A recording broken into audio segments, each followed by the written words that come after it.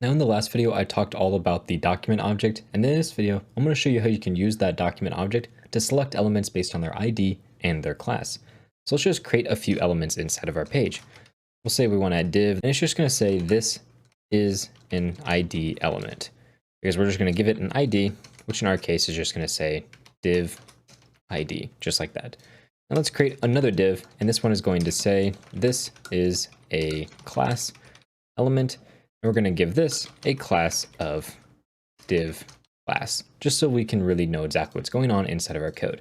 And if we save this, you can see we have this as an ID element, and this is a class element rendering out to our page, which I have showing up here using live server, and we have the console of that page down below, just so we can see everything that's going on. Now inside of our script, in order to access these elements, all we need to do is call document dot, and there's two different methods we need. There's get element by ID, as you can see here, get element by ID. This is going to grab one single element based on an ID. And that's because IDs are supposed to be unique on a page, so you should only ever have one element with an ID.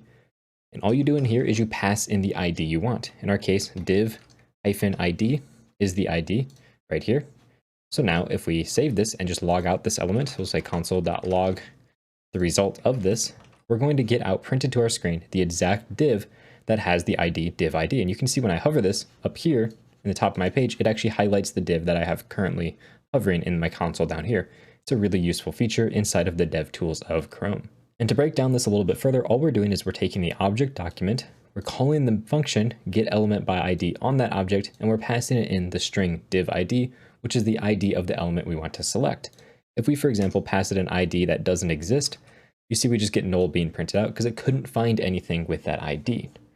So now let's just set this to a variable. We'll say div with ID is equal to this. We'll give it the correct ID. So now we have a variable called div with ID that has this element inside of it. And we can actually do things to that. So for example, we can say div with ID dot style. This will give us the ability to modify the CSS directly. And we can say we want to change the color of our text. And we're just going to set it equal to red. Now when we save, you can see the color of our text has changed to red because we selected that element and then we changed the color of our text to red. So that's a really cool thing that we can do with just JavaScript, no CSS even needed. Now let's move on to selecting elements by their class. We'll say const, and we're just going to get a class. So we'll say div with class is equal to document dot get elements by class name. So the difference between get element by ID and get elements by class name is firstly that it's going to be using a class name, but secondly, you'll see this gets elements, plural. It's actually going to return to us an array of elements that match the class name. And that's because classes can be on a ton of different elements. We could, for example, have 3 different divs that all have div class, and this is going to select all 3 of them. So let's come in here, pass in that class, div class, and this is actually divs with class. So now we can just say console.log divs with class, and we save, and you can see we get this HTML collection here, which has 3 elements inside of it, and as we hover over each one, you can see it selected all 3 of those divs with that particular class. If we were to, for example here, pass in a class that doesn't exist and save, you see we just get an empty array as if we had selected no elements at all because it can't find anything with that particular class. So that means that we can't actually just say div with class dot style dot color equals green, for example. This is not going to work because this is an array and we can't access all of the elements and change all their color at once because this is an array. It doesn't have a style property. We just save, you'll see we get an error. Cannot set property color here of undefined. Let's just click play here. Essentially it's saying this is an array. An array doesn't have any style to it. So what we need to do instead is just go over each one of those elements. So we can say dot for each one of these, we're going to get an individual div. And for each one of these divs, we just want to say div dot style dot color is equal to green. Now when we save, you see we again get an error. As you can see, it says type error, for each is not a function.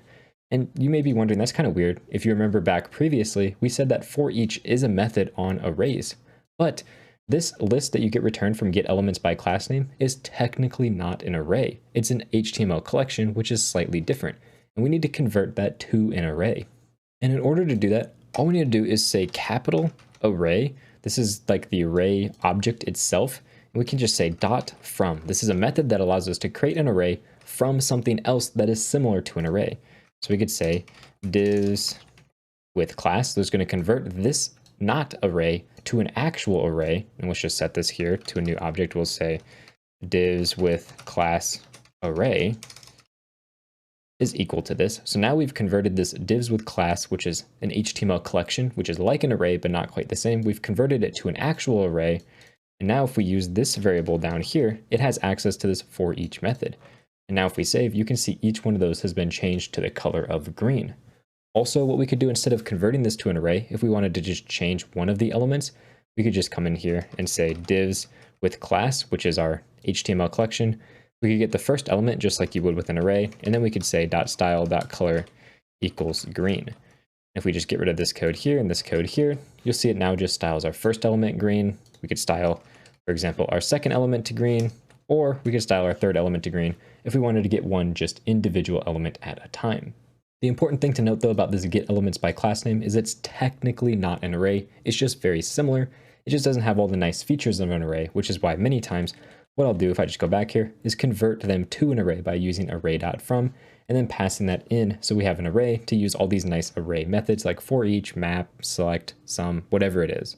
And the nice thing that I like about all of this is if we just go over to our console, just delete a bunch of this, and we're just going to console.log our div with ID. You can see that it's really easy when we print out these different elements to see exactly where it is on our page by highlighting it inside of our console down here, and you can see the exact part of our element. You can see its ID, its style, all of the information about that element right here on the page, which is really, really useful.